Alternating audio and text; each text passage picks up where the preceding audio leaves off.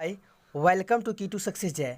तो दोस्तों आज हम एक बार फिर से आप लोगों के लिए एक ज़बरदस्त सीरीज इडियम्स एंड फ्रेजेज, आपको बता दें इडियम्स एंड फ्रेजेज जो किरण पब्लिकेशन प्रीवियस ईयर एसएससी का बुक है वो चैप्टर वाई दिया हुआ है, वहाँ से हम डिस्कस करेंगे। तो आपको बता दें कि वन वर्ड सब्स्टिट्यूशन चल रहा है जिसमें हम करीब करीब 300 क्वेश्चन डिस्कस कर चुके हैं और उसका चार चार ऑप्शन, ठीक।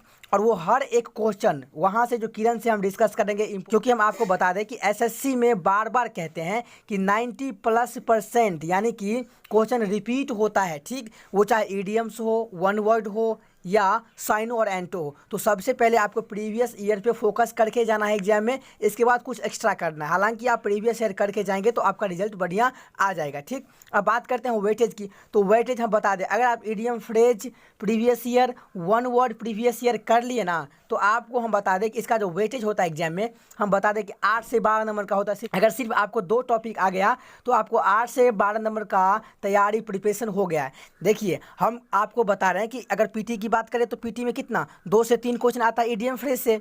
In the same way one word से भी 2 से 3 क्वेश्चन, तो 4 2 2 4 ये क्वेश्चन, 3 3 6 ये क्वेश्चन, यानी कि और एक क्वेश्चन 2 नंबर। तो यहाँ पे 8 से 12 नंबर का आपको तैयारी हो जाएगा। तो 50 नंबर में आपको सिर्फ 2 टॉपिक्स दे रहा है, 8 से 12 नंबर। तो आप समझ सकते हैं कितना वेटेज है इन दोनों टॉपिक का, ठीक। इसीलिए हम सबसे ज़्यादा वेटेज वाले टॉपिक को पहले करते हैं, ठीक। ये तो हुआ पीटी। अब अगर एसएससी सीजीएल मेंस की बात करें तो वहाँ पे इसका वेटेज कितना रहता है आपको पता है? अगर 5 क्वेश्चन भी आ गया, 5 क्वेश्चन आता है वैसे तो, अगर 5 क्वेश्चन आए तो 10 नंबर ये इडियम फ्रेज और 10 नंबर कहाँ से आएगा आपको वन वर्ड। तो इसका वेटेज समझ सकते हैं, 10 दूनी 20 नंबर इधर और 20 और इधर आपको हो गया 10 से 12, अगर 10 जोड़िए तो 30।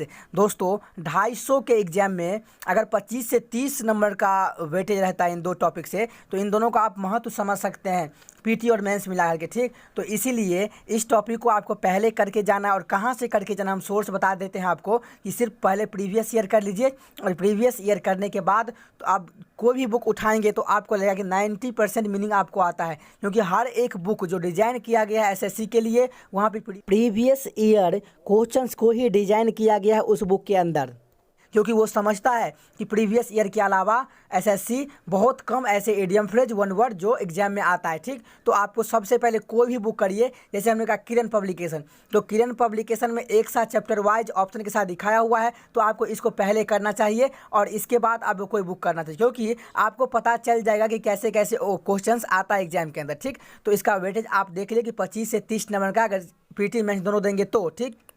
और नहीं अगर आप सिर्फ पीटी देंगे तो 8 से 12 नंबर का वेटेज हो गया। तो बहुत ज़्यादा इंपॉर्टेंट टॉपिक, ठीक। तो देखिए इसके लिए आपको कुछ नहीं करना, सिर्फ प्रीवियस ईयर पढ़ना है। प्रीवियस ईयर हो जाने के बाद कुछ एक्स्ट्रा आपको करते रहना है। जैसे कि देखिए हर साल में कुछ क्वेश्चंस ऐड होता है 10%, तो उसको आप जैसे ही बुक आया हम वो भी आपको दे देंगे, ठीक। तो यहाँ पे आप इसको सिर्फ अभी इसको देखिए 4 ऑप्शन के साथ, और कम समय में आपको ऑप्शन एलिमिनेट के मेथड से आपके दिमाग में डाल देंगे, ठीक।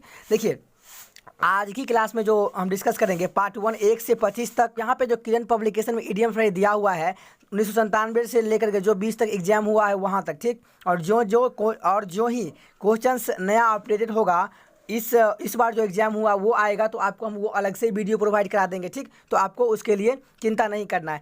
आज की क्लास में डिस्कस करेंगे पार्ट 1 1 से 25 तक क्वेश्चन, उसका 4 ऑप्शन, ठीक। देखिए useful, SSC CGL, CHSL, CPO, MTS, FCI, DPSI, CDS, stenographer, ATC, ये सारे एग्जाम का प्रीवियस ईयर क्वेश्चन है। तो आप समझ सकते हैं कि इसके लिए तो रामबाण है। बाकी अब जो है टीसीएस ही सबको कंडक्ट करवाता है, जैसे बैंक हुआ, एसएससी हुआ, रेलवे हुआ, जहाँ पे इंग्लिश आएगा टीसीएस लेगा तो यहाँ से क्वेश्चन उठा सकता है, इंपॉर्टेंट है। तो आप किसी भी गवर्नमेंट जॉब की तैयारी कर रहे हैं, अगर वहाँ पे इंग्लिश आता है तो ये उसके लिए यूजफुल है, ठीक।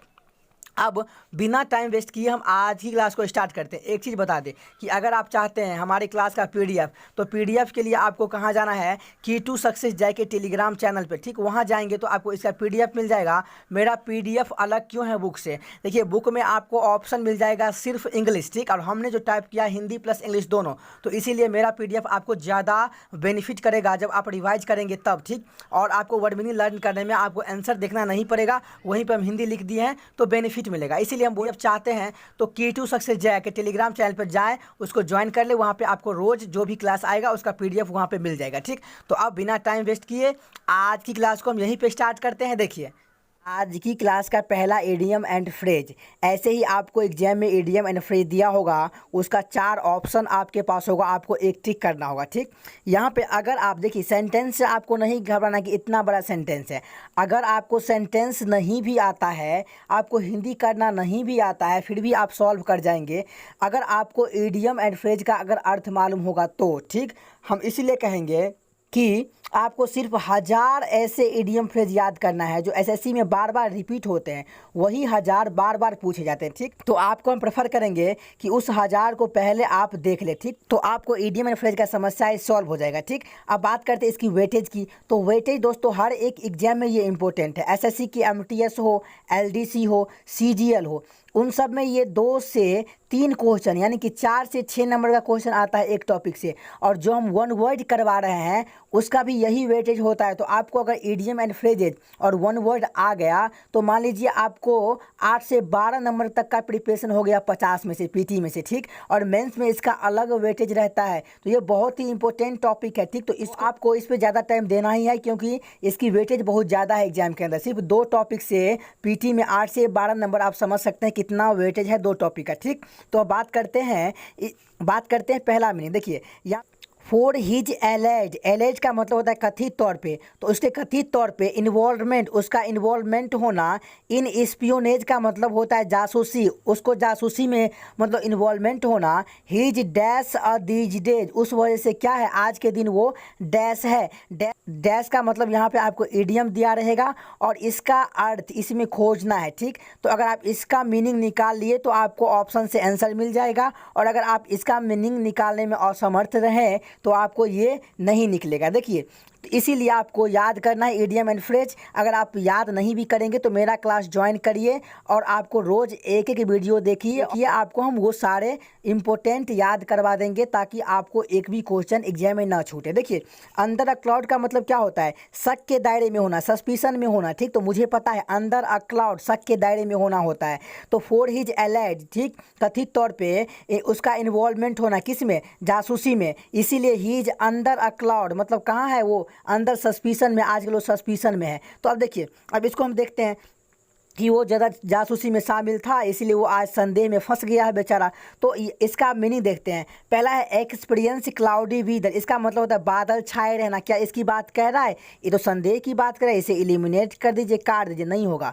दूसरा ऑप्शन इंजॉइंग फेवरेबल लक, अनुकूल भाग का आनंद लेना। क्या इसकी बात हो रहा है? बोलेंगे नहीं, इसे भी काट दीजिए, गलत। ठीक, तीसरा ऑप्शन है अंदर सस्पिशन, अरे अंदर सस्पिशन की तो बात कर रहा है, शक के दायरे में होना, शक में होना, संदेह में होना। तो बिल्कुल सही option number 3 the correct answer. ऐसे आपको मैच करके ऑप्शन एलिमिनेट मेथड से सॉल्व करना है। ठीक, लास्ट ऑप्शन है अंडर ऑब्जर्वेशन का मतलब क्या होता है? निगरानी में। निगरानी की बात कर रहा है, आप बोलेंगे बिल्कुल नहीं, इसे काट दीजिए ना। तो यहाँ पे एक ही ऑप्शन मैच कर रहा है, option number 3 the correct answer. ठीक, दूसरा मीनिंग वी हैव, हम लोग अपील्ड किए हैं to him again and again, बार बार, कि देयर इज नो यूज, कोई फ़ायदा नहीं है। यहाँ पे आ गया idioms. Flogging a dead horse का मतलब क्या होता है? अगर आपको ये पता है तो आप इसको सॉल्व कर जाएंगे। फ्लॉगिंग अ डीड हॉर्स का मतलब होता है व्यर्थ का प्रयास करना। क्या होता है? व्यर्थ का प्रयास करना। आज की क्लास में हम इसको हाईलाइट नहीं किए हैं, तो कल से हम प्रयास करेंगे, जो इडियम रहेगा उसको हम ऐसे घेर देंगे। हालांकि आज की क्लास में थोड़ा टाइपिंग ऐसे ही हो गया है, तो आप इसे आज इग्नोर करें। ठीक, वैसे हम बता देंगे कि ये इडियम्स है, इसका आपको अर्थ निकालना है सिर्फ आज। कल जब हम टाइपिंग करेंगे तो वहाँ पे इसको हम घेर देंगे। ठीक, तो आज हम टाइपर को नहीं बताए थे ये चीज़, इसलिए वो नहीं घेरा है। कल से हम क्या करेंगे तो इसको घेर देंगे। और जब एग्जाम में क्वेश्चन आएगा तो आपको बिल्कुल चिंता करने की नीड ही नहीं है, क्योंकि वहाँ पे आपको हाईलाइट कर देगा जो इडियम होगा। ठीक, तो वहाँ पे आपको हाईलाइट करके देगा कि इसका अर्थ क्या होगा, आप बताइए। तो यहाँ पे कह रहा है कि वी हैव अपील्ड, हम लोग उससे अपील किए कि कोई फ़ायदा नहीं है, बार बार अपील किए, कोई फ़ायदा नहीं है।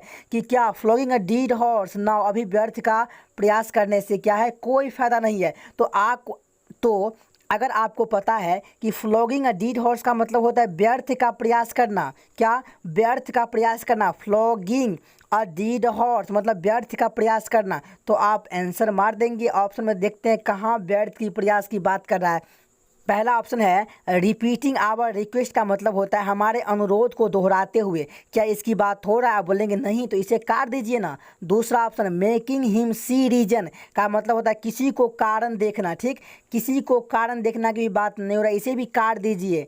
तीसरा जो ऑप्शन मेरे पास है beating about the bus. Beating about the bus का मतलब क्या होता है, एक मुश्किल या शर्मनाक विषय के बारे में बात करने से बचना। ठीक, जो मुश्किल बात करने से बचेगा, शर्मनाक बात करने से बचेगा, तो ये भी एलिमिनेट हो जाएगा, इसकी ही बात नहीं हो रहा है। ठीक, लास्ट चौथा ऑप्शन कह रहा है कि wasting time in useless effort, व्यर्थ के प्रयास में समय नष्ट करना। बिल्कुल, फ्लॉगिंग अ डेड हॉर्स का मतलब भी क्या होता है, व्यर्थ का प्रयास करना। और यहाँ पे वही बात कर रहा है कि wasting time in useless effort, व्यर्थ के प्रयास में समय नष्ट करना। तो option number 4 is the correct answer. देखिए, अगर आपको ये पूरा समझ में नहीं भी आता है, सिर्फ इतना याद है फ्लॉगिंग अ डेड हॉर्स का मतलब होता है व्यर्थ का प्रयास करना, तो आप ऑप्शन में टिक कर जाएंगे, wasting time in useless effort. इसलिए बोल रहे हैं आप ईडीएम पे सिर्फ फोकस करें। हालांकि इसका पीडीएफ हम key to success jack Telegram channel पे डाल देंगे, वहां से आपको क्लास देखने के बाद रिवीजन करना है और अपने आप से उसको ठीक करना है। ठीक, अब आगे देखते हैं। तो अगर आप इसका नोट बनाना चाहते हैं तो ऐसे बनाइए, फ्लॉगिंग अ डेड हॉर्स का मतलब क्या होता है, व्यर्थ का प्रयास करना। हम पढ़ा रहे हैं, आप सिर्फ इतना लिख ले नोट में कि फ्लॉगिंग और डेड हॉर्स, फ्लॉगिंग और डेड हॉर्स लिख ले और आगे लिख ले व्यर्थ का प्रयास करना। इसको बार बार आप पढ़ें और हालांकि यहाँ से प्रैक्टिस करें, आपका बहुत अच्छा प्रिपरेशन हो जाएगा। ठीक, अब आगे बात करते हैं। तीसरा meaning, we should not look down upon the rest of the earth. यहाँ पे अर्थ का जो दुर्दशा है या निंदनीय है, उसको क्या नहीं करना चाहिए, उसको नीची निगाहों से नहीं देखना चाहिए। यहाँ पे लुक डाउन अपॉन का मतलब क्या होता है, नीची निगाहों से देखना, तुच्छ समझना। लुक डाउन अपॉन का मतलब होता है। तो अब आपको ऑप्शन देखना है। पहला ऑप्शन मेरे पास है सिंपैथाइज विद का मतलब क्या होता है, सहानुभूति रखना, कार दीजिए, नहीं होगा। दूसरा ऑप्शन है हेट इंटेंसली, अत्यधिक घृणा करना, ये एलिमिनेट हो जाए, क्योंकि देखिए लुक डाउन अपॉन का मतलब होता है तुच्छ समझना। तो तुच्छ समझना एक कुछ और हो गया और किसी को अत्यधिक घृणा करना ये अलग हो गया। ठीक, तो जब ये ऑप्शन नहीं मिलेगा तो हम इसको टिक कर सकते हैं, लेकिन यहाँ पे जब ऑप्शन मिलेगा आगे तो इसको टिक नहीं करना, पहले चारों ऑप्शन को आपको देखना पड़ेगा। ठीक, अब आगे देखिए, आगे है बी इंडिफरेंट टू, के प्रति उदासीन होना की बात नहीं हो रहा है, इसे आप एलिमिनेट कर दीजिए। चौथा ऑप्शन है रिगार्ड विद कंटेम्प्ट का मतलब होता है अवमानना के संबंध में, निंदा के संबंध में। तो बिल्कुल correct, option 4 is the correct answer यहाँ पे। ठीक, तो ऐसे आपको ऑप्शन एलिमिनेट के मेथड से सॉल्व। चौथा meaning, because of his miss behaviour, because of का मतलब होता है कारण, उसके मिस बिहेवियर के कारण। हिज बॉन्ड टू मतलब वो बात है किसके, face the music. Face the music का मतलब क्या होता है, डांट सुनना, फटकार सुनना। ठीक, या आप कह सकते हैं कि परिणाम को झेलना। तो ये अगर याद है, फेस द म्यूजिक, परिणाम को झेलना। आपको नोट में सिर्फ इतना ही लिखना है, फेस द म्यूजिक का मतलब क्या होता है, परिणाम को झेलना। ठीक, तो अब ऑप्शन देखते हैं। पहला ऑप्शन है मेरे पास गेट फिनिश्ड। गेट फिनिश्ड का मतलब होता है समाप्त हो जाना। क्या इसकी बात हो रहा है, बोलेंगे बिल्कुल नहीं, काट दीजिए। दूसरा ऑप्शन मेरे पास है गेट रिप्रीमेंडेड का मतलब फटकार लगाना होता है या परिणाम को झेलना होता है। तो option number 2 is the correct answer. और फील स्टोरी का मतलब खेद महसूस करना नहीं होगा, क्योंकि खेद महसूस करना अलग हो गया और परिणाम को झेलना अलग हो गया। ठीक, तो ये कट जाएगा। और लास्ट ऑप्शन है लिसन टू द म्यूजिक का मतलब संगीत सुनना। क्या संगीत सुनने की तो कोई बात तो हो ही नहीं रहा है, इसे आप काट दीजिए। तो ऐसे आपको ऑप्शन एलिमिनेट करना है। ठीक, छठा question, by opposing his proposal he dash off him. यहाँ पे ये इडियम है, अपोजिंग हिज प्रोपोजल का मतलब क्या हुआ, उसके प्रस्ताव का विरोध करना।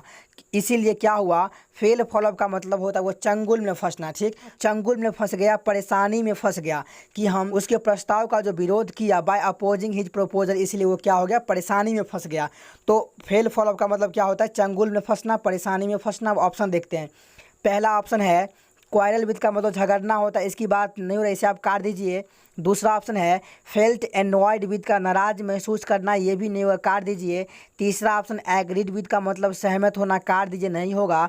चौथा option got into trouble with का मतलब परेशानी में पड़ जाना, बिल्कुल ऑप्शन और 4 इज द करेक्ट आंसर। तो ऐसे आपको ठीक करना है। ठीक, आगे नंबर 2 हु वर्क, जो मतलब काम करता है, बाय फिट्स एंड स्टार्स का मतलब होता है अनियमित तौर पे। ठीक, अनियमितता पूर्वक। सेल्डम का मतलब होता है उसका प्राय क्या होगा, so good result. Good result का मतलब क्या होता है, शायद ही, इसका मतलब होता है शायद ही उसका अच्छा रिजल्ट होगा। जो अनियमितता पूर्वक काम करेगा उसका शायद ही अच्छा रिजल्ट हो सकता है। ठीक, तो आपको सिर्फ बाय फिट्स एंड स्टार्स याद रखना है कि इससे क्या होता है, तो इसका मतलब होता है अनियमिततापूर्वक, ठीक। बाय फिट्स एंड स्टार्ट्स, अनियमिततापूर्वक। अब ऑप्शन देखते हैं। रेयरली का मतलब होता है शायद ही, कभी, इसकी बात नहीं हो रहा है, काट दीजिए। दूसरा ऑप्शन है डिसइंटरेस्टेडली का मतलब होता है निस्वार्थ भाव से, तो इसकी भी बात नहीं हो रहा है, इसे भी काट दीजिए। तीसरा ऑप्शन है इरेगुलरली का मतलब होता है अनियमित रूप से, बिल्कुल correct answer option number 3। Regularly का मतलब नियमित तौर पे होता है, ये कट जाएगा। यहाँ पे बात कर रहा है बाय फिट्स एंड स्टार्ट्स का मतलब क्या होता है, जो अनियमिततापूर्वक हो, ठीक, जो इरेगुलर हो, ठीक। तो ऐसे आपको ऑप्शन एलिमिनेट करना है। 8 number, the new manager thought मतलब सोचा that he would give employees, वो एम्प्लॉय को क्या देगा, इनफ रोप देगा for the 6 months after which he would check the work done himself. देखिए यहाँ पे आपको इनफ रोप का मतलब पता होना चाहिए। अगर आपको इनफ रोप इडियम्स का मतलब पता नहीं है तो आप इस क्वेश्चन को नहीं कर पाएंगे। इनफ रोप का मतलब होता है खुली छूट देना, ठीक। तो इसका हिंदी हो जाएगा द न्यू मैनेजर जो है उन्होंने सोचा कि ही वुड गिव एम्प्लॉय को क्या देगा, खुली छूट देगा for the first 6 months after which he would check the work done himself. नए प्रबंधक ने सोचा कि वो अपने पहले 6 महीने के लिए कर्मचारियों को खुली छूट देगा, जिसके बाद वह स्वयं किए गए कार्य की जांच करेगा, ठीक। तो देखिए आपको इनफ रोप का अगर मतलब पता है, इसका मतलब होता है खुली छूट देना, तो इसे लिख ले। इनफ रोप का मतलब क्या होता है, खुली छूट देना। अब ऑप्शन से देखते हैं। पहला ऑप्शन है मेरे पास मेनी डायरेक्टिव्स एंड ऑर्डर्स, कई निर्देश और आदेश, इसकी बात हो रहा है, बोलेंगे नहीं, इसे एलिमिनेट कर दीजिए। दूसरा ऑप्शन है सफिशिएंट एडवाइस, पर्याप्त सलाह, नहीं हुआ, काट दीजिए। तीसरा option all the material they needed, वे सभी सामग्री जिनकी उन्हें आवश्यकता थी, नहीं, ये भी कट जाएगा। चौथा option enough freedom for action, कार्रवाई के लिए पर्याप्त स्वतंत्रता, पर्याप्त छूट देना, इसी की बात हो रहा है। इनफ रोप का मतलब क्या होता है, तो इनफ मतलब खुली छूट देना। तो यहाँ पे ऑप्शन नंबर 4 मैच कर रहा है, तो option number 4 is the correct answer, बाकी सब गलत हो जाएगा। इनफ फ्रीडम फॉर एक्शन सही हो जाएगा, क्योंकि इनफ रोप का मतलब क्या होता है, खुली छूट देना। अगर आपको इस सेंटेंस का मीनिंग समझ में नहीं भी आता है, अगर आपको ये इनफ रोप याद है, इडियम्स याद है, तो आप क्वेश्चन को सही कर जाएंगे। इसीलिए आपको इडियम पे फोकस करना है, यहाँ पे प्रैक्टिस करिए, पूरा का पूरा क्लियर हो जाएगा, ठीक। अब डाउन और मीनिंग कहता है कि he was all at see when he begin his new job. देखिए ही वाज का मतलब क्या होता है, वह था। ऑल एट सी का मतलब होता है उलझन में होना, परेशानी में होना। तो अगर आपको ये याद है तो नीचे बन जाएगा, यानी कि he was all at see when he begin his new job, start किया तो वो कहाँ था, परेशानी में था, ठीक। अब ऑप्शन देखते हैं। पहला हैप्पी खुश गलत, सैड उदास गलत, पजल्ट हैरान जरूर सही आंसर। वो कहाँ था, तो हैरानी में था, हैरान था, उलझन में था, ठीक। तो option number 3 the correct answer. बाकी लास्ट मीनिंग है ट्रिम्फेंट का मतलब विजय, काट दीजिए, नहीं होगा, ठीक। आगे 10 द स्वीपिंग स्टेटमेंट, ठीक, by the boss left the conscientious workers disgusted. कहने का तात्पर्य यह हुआ कि बॉस के व्यापक बयान ने कर्तनिष्ठ कार्यकर्ताओं को क्या कर दिया, तो स्वीपिंग स्टेटमेंट का मतलब क्या होता है, तो व्यापक बयान, ठीक।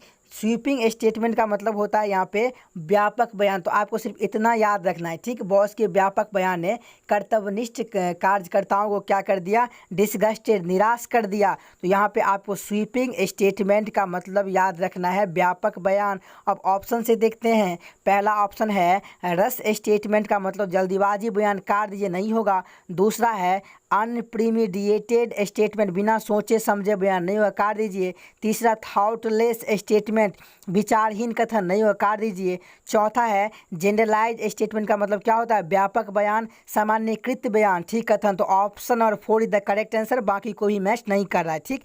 11 as the bomb exploded people ran. अब देखिए जैसे ही बम एक्सप्लोड हुआ तो पीपल भागेगा, हेल्टर स्केल्टर का मतलब क्या होगा, क्या वो अरेंजमेंट में भागेगा, नहीं, वो भागेगा इधर एंड इधर, मतलब उसका कोई लाइन नहीं होगा, ठीक, वो डिसऑर्डरली लेवल में भागेगा। तो यहाँ पे इसका मतलब क्या होता है, हेल्टर स्केल्टर का मतलब होता है कि अव्यवस्थित ढंग से भागना, ठीक। तो पहला इन ग्रेट फियर, क्या इन ग्रेट फियर होगा? इन ग्रेट फियर का मतलब होता है आपको ना बहुत डर से भागना, ये होगा? आप बोलेंगे इसकी बात नहीं हो रहा है, हेल्टर स्केल्टर, इसका मुझे मीनिंग खोजना है ना। तो इसका मतलब होगा जो डिसऑर्डरली में भागेगा, in disorderly haste. Option number 2 is the correct answer. बाकी इन हेस्ट गलत हो जाएगा, इसकी बात नहीं करा तो इसे आप काट दीजिए, ठीक। और इन अ ग्रेट सोरो भी ये भी कट जाएगा। तो यहाँ पे ऑप्शन नंबर 2 मैच कर रहा है, तो option number 2 is the correct answer.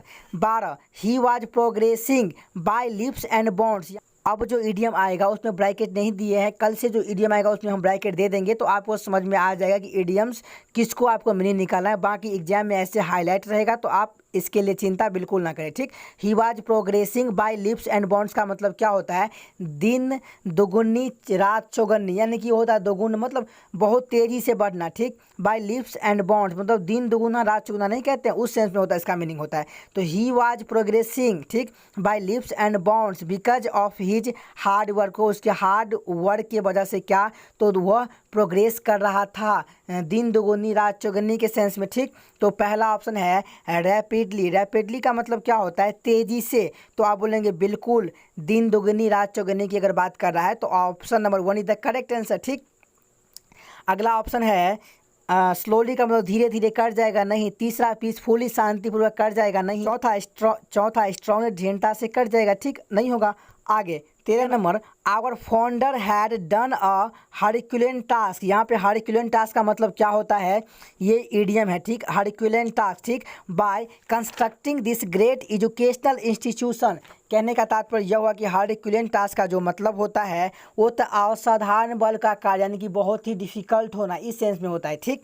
तो इसका जो हमारे संस्थापक ने इस महान शिक्षण संस्थान का एक निर्माण हर एक कठिन कार्य के तौर पर किया था। तो अब देखिए यहाँ पे हम मीनिंग खोजते हैं, तो पहला ऑप्शन है व्यर्थ का कार्य होगा, तो आप बोलेंगे बिल्कुल नहीं, इसकी बात नहीं कर रहा है, कठिन कार्य की बात कर रहा है। दूसरा एन इफर्टलेस जॉब, क्या एक इफर्टलेस जॉब की बात हो रही है? तो आप बोलेंगे नहीं, ये गलत कट जाएगा। तीसरा a work requirement very great effort, एक कार्य जिसमें बहुत अधिक प्रयास की आवश्यकता होती है, तो option number 3 is the correct answer, ठीक। ऐसे ही आपको ऑप्शन मैच करना है। चौथा a work requiring very great in the intelligence का मतलब क्या होता है? इंटेलिजेंस होगा यहाँ पे, ठीक। थोड़ा टाइपिंग यहाँ पे मिसप्रिंट है। A work requiring very great intelligence का मतलब क्या होगा?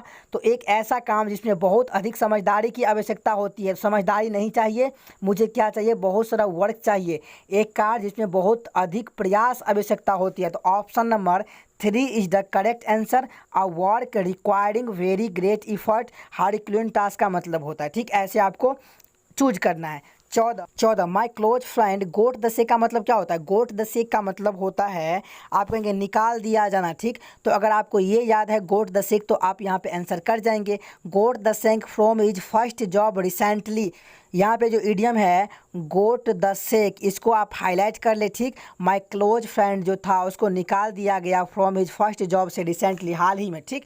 तो अब देखते हैं ऑप्शन। पहला रिजाइंड दे दिया गया, तो आप बोलेंगे रिजाइंड अलग हो गया, इसे कार्य नहीं होगा, इस्तीफा। दूसरा गोट का छुटकारा पाना, गलत, ये नहीं होगा।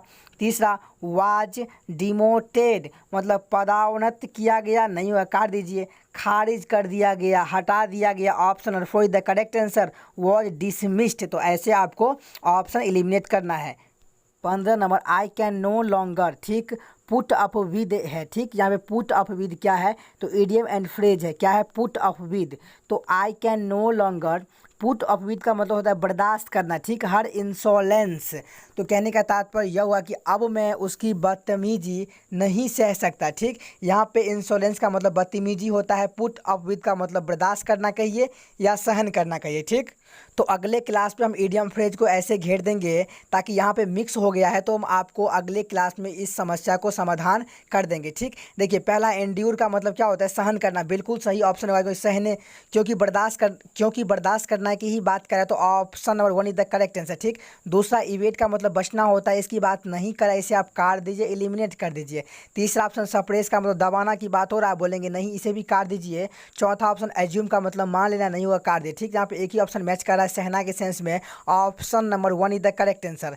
आगे 16 the failure of crops in successive years put the farmer in a tight a corner. यहाँ पे in a tight a corner idiom phrase है, क्या है?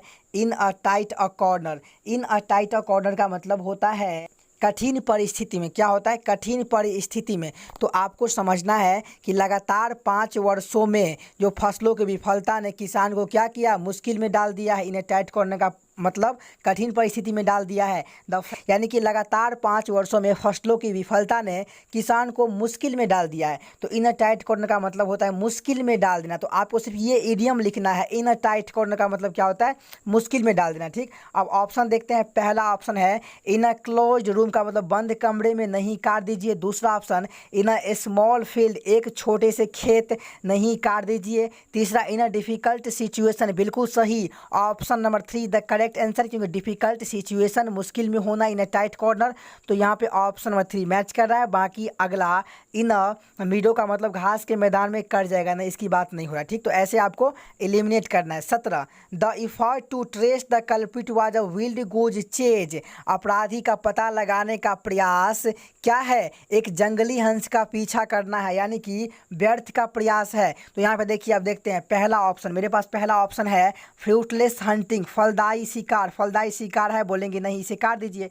दूसरा फ्यूटाइल सर्च का मतलब क्या होता है, तो व्यर्थ खा खोज, व्यर्थ की प्रयास करना। ऑप्शन नंबर 2 मैच कर रहा है, व्यर्थ का प्रयास करना। ठीक, बाकी आइडियल सीकिंग का मतलब होता है आदर्श मांग, काट दीजिए, नहीं होगा। जिन्यून इफर्ट का मतलब होता है वास्तविक प्रयास, नहीं होगा, काट दीजिए। तो यहाँ पे option number 2 is the correct answer. ठीक, 18 number the story does not hold water. देखिए यहाँ पे डज नॉट होल्ड वाटर का मतलब होता है कि विश्वास योग्य ना होना। ठीक है, तो यहाँ पे ये पूरा का पूरा इडियम फ्रेज है। डज नॉट होल्ड वाटर का मतलब होता है विश्वास योग्य ना होना। ठीक, अब ऑप्शन से देखते हैं। पहला ऑप्शन है डज नॉट डिजर्व एप्रिसिएशंस, प्रशंसा के पात्र नहीं, काट दे, नहीं होगा। दूसरा option does not fulfil the requirements, जो रिक्वायरमेंट्स को पूरा नहीं कर रहा है वो विश्वास योग्य नहीं है। ठीक, विश्वास योग्य न होना ये हो सकता है। अगला मीनिंग है कैन नॉट बी बिलीव्ड, विश्वास नहीं किया जा सकता है। अब देखिए, विश्वास नहीं किया जा सकता है या आवश्यकताओं को पूरा नहीं करता है। तो जो आवश्यकताओं को पूरा नहीं करेगा वो विश्वास योग्य नहीं है। अब विश्वास योग्य नहीं है, ये नहीं कह रहा कि विश्वास नहीं किया जा सकता है, योग्य नहीं है। जब ऑप्शन नंबर 2 बोल रहा है कि फुलफिल रिक्वायरमेंट नहीं हो रहा है, तो आप ऑप्शन नंबर 2 टिक कीजिए, 3 को एलिमिनेट कर दीजिए। ठीक, और कैन नॉट बी वैल्यूड की बात करेंगे तो मूल्यांकित नहीं किया जा सकता है, कट जाएगा। तो यहाँ पे एक ही ऑप्शन मैच कर रहा है, ऑप्शन नंबर 2। हालांकि 3 भी मैच कर रहा है, लेकिन आपको 2 पे ही टिक करना है, क्योंकि वो फुलफिल रिक्वायरमेंट्स नहीं कर रहा है, विश्वास के योग्य नहीं है। ये नहीं कह रहा कि विश्वास नहीं किया जा सकता, उसके योग्य नहीं है। तो option number 2 is the correct answer. 19 number Raj couldn't pay the bill so he ask the owner to put it on the cuff. यहाँ पे on the cuff idiom phrase है, ऑन द कफ। ठीक, देखिए राज जो है बिल पे नहीं कर सका, इसलिए ही आस्क द ऑनर, वो ऑनर्स को कहता है कि टू पुट इन, इसको रख दीजिए कहाँ पे, ऋण पे, लोन पे रख दीजिए। तो ऑन द कफ का मतलब क्या होता है, ऋण पे, लोन पे। ठीक, तो अब देखते हैं ऑप्शन। पहला है ऑप्शन नंबर 1 ऑन क्रेडिट, बिल्कुल सही, ऋण की बात, क्रेडिट पर बात हो रहा है। दूसरा अगेंस्ट हिज क्रेडिट, उसके क्रेडिट कार्ड के लिए विरुद्ध, गलत, इसकी बात नहीं हो रहा है। तीसरा इन हिज बैंक अकाउंट, उसके बैंक खाते में नहीं, काट दीजिए। ठीक, चौथा इन हिज फ्रेंड्स अकाउंट, उनके मित्र के खाते में नहीं, काट दीजिए। एक ही ऑप्शन मैच कर रहा है, option number 1 is the correct answer. 20 his statement is out and out a lie, यहाँ पे जो ईडीएम यूज हुआ है out and out, out and out का मतलब क्या होता है, तो इसे आप ये संपूर्ण, टोटली कह सकते हैं। ठीक, उसका जो स्टेटमेंट है क्या है, पूरा का पूरा झूठा है, टोटली झूठा है। तो ऑप्शन नंबर 1 मैच करा, बाकी सिंपली काट दीजिए, मेयरली केवल काट दीजिए, स्लाइटली थोड़ा काट दीजिए। Option number 1 is the correct answer. ठीक, आगे 21 the luxury car that they bought turn out to be a white elephant, यहाँ पे जो इडियम यूज हुआ है वो a white elephant. A white elephant का मतलब होता है बहुत महंगी वस्तु जो काम ना आए। ठीक, तो अब देखते हैं the luxury car they bought turn out to be a white elephant, यानी कि उन्होंने जो लग्जरी कार खरीदी वो क्या है, बहुत ही महंगी है, बहुत ही मतलब बहुत ही महंगी है। ठीक, तो अब देखते हैं ऑप्शन से रेयर आर्टिकल, एक दुर्लभ लेख, गलत काट दीजिए। दूसरा यूजफुल मोड ऑफ ट्रांसपोर्ट, परिवहन का उपयोगी साधन, काट दीजिए। कॉस्टली और ट्रबलसम पोसेसन, महंगा, जो परेशानी भरा कब्जा, जो महंगा तो हो लेकिन काम का भी नहीं हो। तो यही ऑप्शन और 3 मैच कर रहा है। बाकी 4 तो प्राउड ऑफ पोसेशंस, गर्व की अधिकार की बात कर ही नहीं रहा है। एक ही ऑप्शन मैच कर रहा है, ऑप्शन और 3 the correct answer. The luxury car that they bought turn out to be a white elephant का मतलब होता है जो बहुत महंगा हो और काम का भी नहीं हो। ठीक, तो option number 3 the correct answer. 22 if you are fair and square, यहाँ पे फेयर एंड स्क्वायर जो है वो इडियम यूज हुआ है। ठीक, in your work you will definitely prosper, कह रहा है यदि आप अपने काम में निष्पक्ष और चौकस है तो आप निश्चित रूप से समृद्ध होंगे, ठीक, सफल होंगे। तो यहाँ पे फेयर एंड स्क्वायर का मतलब क्या होता है? फेयर एंड स्क्वायर का मतलब ईमानदार होता है, ठीक, निष्पक्ष होता है। तो देखिए ऑप्शन नंबर 2 ईमानदार है सही। बाकी एक्टिव सक्रिय काट दीजिए, बिजनेस लाइक व्यापार जैसे काट दीजिए, ऑथोरिटेटिव अधिकारी काट दीजिए। ठीक, तो एक ऑप्शन मैच कर रहा है ईमानदार, ऐसे ही आपको टिक करना है। 23 there is no love lost between का मतलब क्या होता है? तो देखिए ये इसका इडियम है, इसका आपको अर्थ खोजना है जो क्या होगा मीनिंग। ठीक, एनी टू नाइबरिंग का मतलब क्या होता है? 2 पड़ोसी देश में, जो विश्व का जो 2 पड़ोसी देश होता है उसमें क्या नहीं होता है? तो इसका मतलब होता है वो अच्छे संबंधों में नहीं होता है। ठीक, तो ऐसे आप समझे इसको। ठीक, अब ऑप्शन से देते हैं, पहला स्टॉप लविंग होगा, नहीं, ये गलत काट दीजिए, नहीं होगा। दूसरा option note on good terms, बिल्कुल सही, वो गुड टर्म्स में नहीं होता है। 2 जो पड़ोसी कंट्री होता है वो इस मीनिंग का अर्थ, नो लव लस्ट बिटवीन का मतलब क्या होता है? वो अच्छे संबंधों में नहीं होता है, नोट ऑन गुड टर्म्स। ठीक, तो यहाँ पे option number 2 is the correct answer. बाकी फॉर्मिंग ग्रुप काट दीजिए, नहीं होगा। हैव गुड अंडरस्टैंडिंग काट दिए, नहीं होगा। यहाँ पे एक ही ऑप्शन मैच कर रहा है, option number 2 is the correct answer, not on good terms. ठीक ना, तो option number 2 is the correct answer. 24 the heavy downpour played havoc in the coastal area, यहाँ पे जो इडियम यूज हुआ है वो है प्लेड हैवेक। प्लेड हैवेक का मतलब होता है कहर बरपाना। ठीक, तो अब इसका अर्थ क्या हो जाएगा कि the heavy downpour played havoc in the, मतलब क्या, तो played havoc in the coastal area. देखिए डाउन पर का मतलब क्या होता है? वर्षा होना, भारी बारिश ने क्या क्या तटीय क्षेत्र में तबाही मचा दिया है। ठीक, कहर बरपा दिया है, तो प्लेड हैवेक का मतलब कहर बरपाना। ठीक, तो ऑप्शन से देखते हैं, पहला है काउ डिस्ट्रक्शन, इसका मतलब होता है कहर बरपाना, विनाश का कारण बनना, तो बिल्कुल मैच कर रहा है, सही कर दीजिए। दूसरा काउज डिजीज, अरे रोग की बात काट दीजिए, नहीं होगा।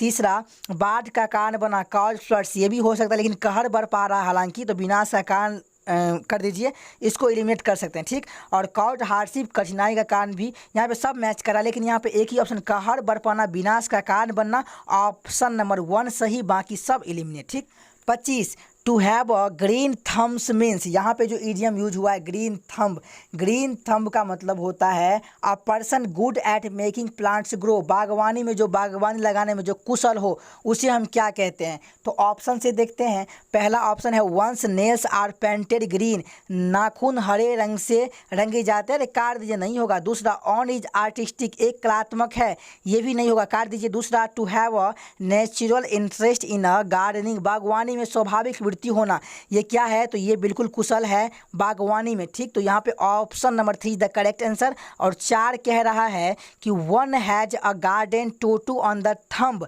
अंगूठे पर यह रंग का टैटू है, तो इसकी बात हो नहीं रहा है, यहाँ पे एक ही ऑप्शन मैच करा है, option number 3 the correct answer. तो दोस्तों आज की क्लास में हमने डिस्कस किया 1 से लेकर के 25 तक का इडियम फ्रेज। ठीक, तो यहाँ पे हम सारे इडियम फ्रेज सीखेंगे, पूरा का पूरा जो किरण में इडियम फ्रेज है वो 846 है, तो हम प्रयास करेंगे कि आपको बहुत कम समय में 846 ये और 849 वन वर्ड को